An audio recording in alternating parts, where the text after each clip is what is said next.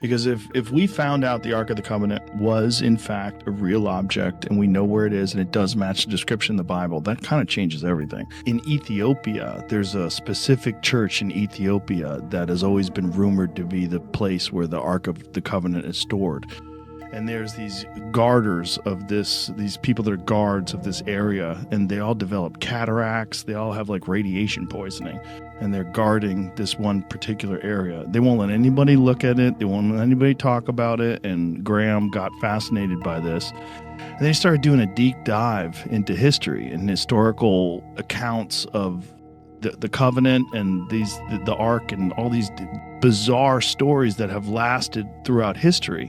And the real evidence that there was really sophisticated societies that lived thousands and thousands of years ago, when we kind of assumed that people were hunters and gatherers. You know, Egypt is a great example of that. Like, whatever they were doing there was fucking insane. Right. I mean, the structures that they made, still today, we look at them and go, what the hell were you guys doing? Like, how was this made? Yeah.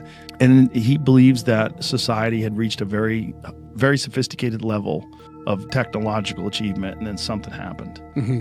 And now we're living in like a rebuild. Even though we're very sophisticated, you know, in terms of technology, our technology's gone in a completely different direction than theirs did.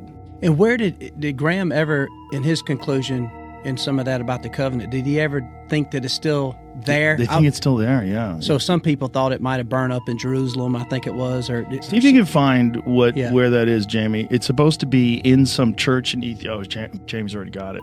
So, I just had watched something on that because I'm intrigued by all that kind of stuff. Well, you know, when you really start digging deep into it, it's very fascinating. This one particular place has been protected for so long, and all these people that have supposedly seen it describe something that's, you know, Trump apparently has like a model of the Ark of the Covenant at Mar-a-Lago. No way. Yeah, see if you can find that. Yeah, he's got like a recreation of the Ark of the Covenant in Mar-a-Lago. And that whole covenant was pretty cool based on how, you know, God had said, look, it, you know, had an intervention saying this is how big it's got to be. And it was built out of a certain wood, inside and out, gold, handles, everything was there to hold the commandments. And then but then I saw something to where, I don't know if Jamie and Mike could probably pull it up, but to where some people speculate it could be under the Catholic Church. I heard that. Like in the Vatican or something? The Vatican, yeah. And then a lot of shit in the Vatican. Oh my goodness! Have you ever been there? No, I haven't. But I heard you talk about you went and had the guide and said it was amazing. It's incredible. They have so much. They have billions of dollars in art. Like, where'd you guys steal all this from? Back in the Roman days. Look at this. This is Trump's replica of the Ark of the Covenant at Mar-a-Lago. That's just like pretty fucking wild. And it's almost exactly the replica of what it's assumed to have been looked like, you know. Well, I mean, I think that's a recreation based on biblical accounts. Absolutely. Very strange. Well, maybe Trump can take us and show it to us, man. That'd be cool. What'd you say, Jamie? I was trying to figure out clearly it was there. It might have just been there temporarily. It looks like that might be like on display in Israel or something. I don't know. So it's a replica that travels around. Is that what it is? And temporarily is that I can't find like that it lives there, but there's definitely obviously people with pictures of it. Bro, if I had Trump money, I'd have one built. Like, make me another why one not? of these. Come on. I would too. I would too. It's a cool thing to have on display. I mean, I wonder what it was. I mean, if these guys really are guarding it in Ethiopia, like, what is the radiation from? Like, why do they all get developing cataracts and radiation sickness? The sign of the seal, was that about Ethiopia and the Ark of the Covenant? Yeah. What's your take on all that? It's interesting. Anytime they won't let you see the evidence, I get like all of my alarm bells go off, right? Right. But I understand why they wouldn't want you to see it if it really is the Ark. I'd like to see, I guess the best thing we could do to test it without seeing the Ark would be to look into the claims that these guys go blind and they show signs of radiation. Let's explain to everybody what the claim that they believe that this one church in Ethiopia actually possesses the Ark of the Covenant, and that these priests that are supposedly guarding this, they all exhibit signs of radiation poisoning. Yes, they all just exhibit signs of radiation poisoning. They go blind, they die quickly, and then somebody else, and one priest at a time, is allowed to be like the caretaker of the Ark. And how long do they live? They want to say like a couple years, something like that. I can't remember. Really? It's been not very long, yeah. They die pretty quick. Imagine that job. Well, something that has that much radiation that kills people so quickly, wouldn't that be something that you could measure from outside of the church? You'd think that our boys would be all over that with the satellites. It'd be like, yeah, that's a spot to watch out Right. for. Send a team. Right. If we have this capability, supposedly, to scan for gamma radiation from the sky, why wouldn't someone fly over that church and go, yo, there's a crazy hot spot here? You would think probably somebody has. If not, like I was saying with the satellites, in all honesty, the feds monitor that kind of like heavily. So, I mean, if it's possible that it wouldn't be, any kind of weapons grady stuff, so they might just not be looking for that particularly. Can they monitor for gamma radiation from satellites? Can they do that? Sure. I know that they can look for, I'm not sure how they detect it. I'm not sure what they use to detect it, but I know that they can look for radioactive material from space. Huh. So the thought is that if this Ark of the Covenant is there, and whatever it is somehow radioactive, is there any sort of theory as to how they develop some sort of radioactive thing? Like what is it supposed to be?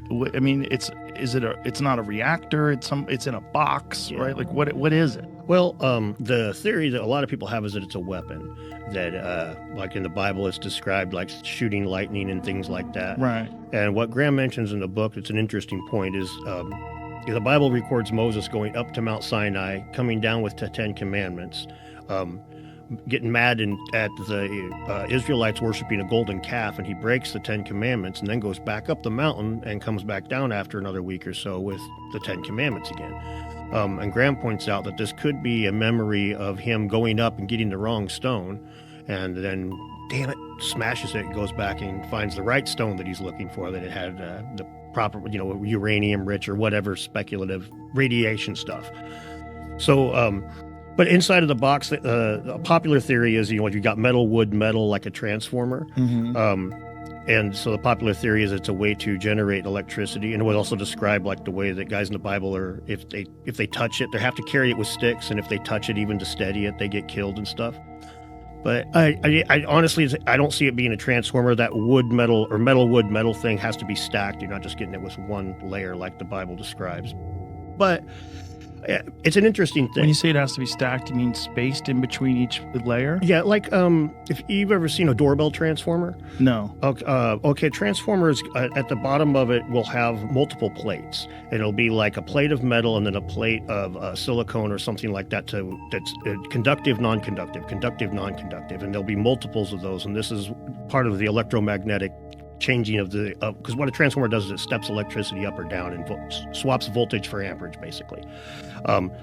So the metal plates are part of it. So the idea is that this thing would collect electricity inside the box, and then the Israelites would use it to throw lightning at the enemies. Now, there's still a lot of speculation as to how the box would work, but Moses was also said to, after going up and seeing God, he was said to have had to cover his face with a cloth for the rest of his life because it was shown. And Graham speculated in that book that it might be because of radiation sickness or something. His face was covered in sores for the rest of his life. So it is interesting. So if this thing is radioactive, like how would that conduct electricity? No idea. It would probably be if it was maybe it's the power source, like we have radioactive batteries on satellites and they convert that radiation into electricity. So it's possible. I mean, I'm not really too big on the ancient high technology, but I'm always willing to speculate and look at the angles on it, and that's basically where they come from, on the guys that are really big into the ark. Some guys even will claim that it's a capacitor, like full-on capacitor, which a capacitor stores and discharges electricity. It's why we were told not to, when you don't touch the tube on your TV when we were kids, right? Because it'll zap you. The capacitor. We're old. Yes. We remember tubes on TVs. Yeah, that's what a capacitor is. So some guys believe, like Billy Carson would say, that the Ark of the Covenant would fit inside of the sarcophagus of the King's Chamber, which it doesn't, and that it's a capacitor to power the pyramid. So it doesn't. How do you know that it doesn't? But the Bible has the specifications for the size of the Ark of the Covenant, and they're not the same as the. How different are they? Considerably. Is it larger or smaller? The Ark is larger. Oh, it's larger Quite a bit than. larger. Oh, really? Well, than the inside of the sarcophagus. Have you ever seen the one that Donald Trump has at Mar-a-Lago? No. He has a recreation of the Ark of the Covenant at Mar-a-Lago. No. Yeah. It doesn't look bigger than the. Really? The reason why I said it is it doesn't look bigger than the sarcophagus. Maybe I need to look at it again. There's a possibility that I'm wrong there, but I know that the measurements are off by enough that it was like, this isn't just a little mix and match. It's way off. I feel like we should have a recreation of the Ark of the Covenant here. But if that's real, and these guys are just guarding it and dying of radiation poison, like, hey, get some better leadership and let the world know. I mean, if you really want people to believe in God and the Bible, what better way than to say, not only is the Ark of the Covenant real, but we have it here at this church in Ethiopia, and we've been suffering for the past X hundred years. And then they have an ancient church, the Church of St. Mary, a cathedral actually of St. Mary of Zion, where the Ark apparently was kept for hundreds and hundreds of years. Before that it was kept elsewhere, and then now it's been moved into a chapel that stands next to St. Mary of Zion Cathedral. And that chapel is guarded by armed men. The whole town is an armed camp that is protecting what they believe to be the Ark of the Covenant, but it's guarded particularly by one guy who is the official guardian of the Ark, and he's elected by other monks to be the guardian of the Ark, and several of them have run away when they get that election, because once you're elected as the guardian of the Ark, when the previous one has died, you're going to be kept in that chapel forever. You'll never be allowed to leave it. So they're close to whatever this object is. They're close to it. And I met 3 of them over a succession of years, because their mortality is once they're appointed, they die very soon. And they all had these cataracts over their eyes, and they all blamed the object in that chapel, whether or not it's the Ark, for causing their blindness. Wow. So it's and no one is going in there and trying to get to the bottom of it. They won't let you. They won't let you. They won't let you. Can to you a certain bribe them? no. It seems like someone should go look. Yeah. What the hell is that? Yeah. What's in there? I mean, if we really find out the Ark of the Covenant was an actual object, I think it was an actual object. and you think it was some nuclear something or another, like I don't know what it was. I think it's what is rightly described as an out-of-place artifact, because if you look at the description in the book of Exodus, the very precise dimensions of it, I think in modern terms we'd say 3 feet 9 inches long by 2 feet 3 inches high and wide. It's got a layer of gold, it's got a layer of wood, it's got another layer of gold. It's very precisely specified, like a blueprint in the book of Exodus. And then it does all this stuff. It shoots out jets of fire and kills completely innocent people. It kills 50,000 Philistines in the city of Ashdod when they briefly capture it from the Israelites and make the mistake of treating it like a tourist object, and they open the Ark of the Covenant and look inside, and suddenly everybody in that city is dying, and what they're dying of is cancerous tumors. This is described in the Old Testament. So it's intriguing that this object is so precisely specified and is reported to have done these terrible things. It's just insane that we know where it is. Well, we know that I believe Ethiopia has a very strong claim to it, but that's all I can say, because I've not seen it myself. I've been right outside the door of that sanctuary chapel several times. But Did you bring a Geiger counter? No, that would be a good thought. Yeah. Imagine it was going nuts as you got close. That would be a good thought. I mean, it's not like it's going to be, if it's radioactive, it's not like it's going to be contained just this one small area. You're going to have traces of it that leak out. That's true. It would be a good way especially if people are getting cataracts from being in the room with it. Yeah. And so 3 different people you talk to have cataracts from that. Yeah, and they all blame the Ark. And one of them, it's a resonant phrase which sticks in my memory. I asked him why, and he said the Ark is a thing of fire. Just that. Did he describe it to you? He did describe it as a box, rather like the biblical description, unsurprisingly. But did he describe what it looked like the outside of it? Gold. Gold. Mm-hmm. Gold. Wow. And of course, gold is a very good insulator against radiation. I don't want to go too far down this track. To me, the speculative. The fascinating thing is that Ethiopia is the only country in the world that actually claims to have the Ark of the Covenant. That it's central to religion and culture. in Ethiopia today. That there's much to support that argument, particularly in the form of the Falashas, the Ethiopian Jews, and their very ancient traditions about how they got to Ethiopia in the first place. In context of all of that, I think Ethiopia has a very good claim, very interesting claim, and that's why I wrote a book about it. That one to me is just like, we know where it is. Yeah. That one to me is so crazy that someone is keeping that information from the rest of the humans. Yeah. Because if we found out the Ark of the Covenant was in fact a real object and we know where it is and it does match the description in the Bible, that kind of changes everything. Now all of a sudden the Bible is not just stories and myths. The Bible is some sort of a historical record. Yeah. Well, let's not forget that one of the world's best known flood myths also comes from the Bible, which is the flood of Noah. Right. Which again is part of this worldwide tradition of which I am absolutely convinced Atlantis should be understood as a part of that worldwide tradition of a global flood and the loss of a former civilization. And again, it's one of the reasons why I've done the work I've done over these years. So when you're doing season 2, what did you learn from doing season 1 that you applied to season 2? Was there anything different about the way you went about it? Definitely. I have learned from the criticisms of archaeologists, and one of the first things that became very clear to me, and they're absolutely right, is we need more indigenous voices in this series. And that's what we've made sure to do. We have an amazing indigenous archaeologist from Easter Island. We spent quite a bit of time filming in Easter Island, and it's a strong... This series doesn't do country-by-country episodes. It's all merged together. Different bits of the story come together in each episode.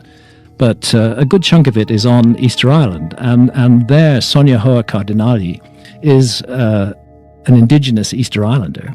Her married name is Cardinali because she married an Italian guy.